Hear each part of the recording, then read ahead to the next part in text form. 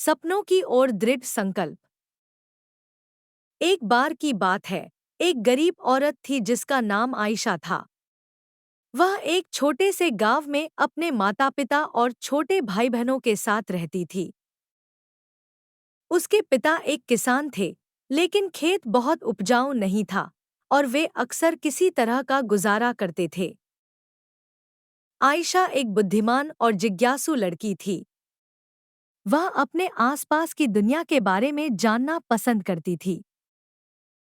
वह एक वैज्ञानिक बनने का सपना देखती थी, लेकिन वह जानती थी कि अपने परिवार की वित्तीय स्थिति के कारण उसे अपना लक्ष्य हासिल करना मुश्किल होगा। एक दिन आयशा के पिता बीमार पड़ गए। वह काम करने में असमर्थ थे और परिवार की आय और भी कम हो गई। आयशा को अपने परिवार की मदद करने के लिए स्कूल छोड़ना पड़ा।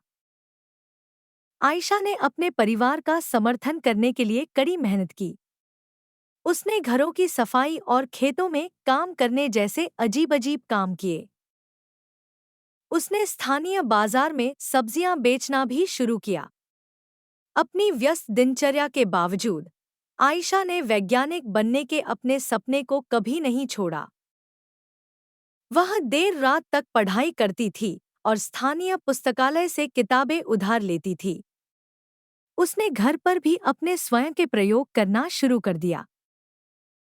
कई सालों की कड़ी मेहनत और दृढ़ संकल्प के बाद आयशा ने आखिरकार अपने सपने को हासिल कर लिया। वह विश्वविद्यालय में दाखिला लिया और वैज्ञानिक बन गई। उन्होंने विज्ञान के क्षेत्र में महत्वपूर्ण योगदान दिया।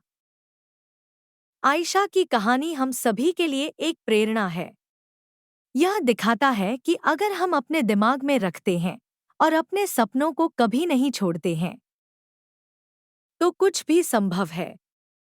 यह भी दिखाता है कि हमारे जुनून का पालन करना महत्वपूर्ण है, भले ही यह मुश्किल हो।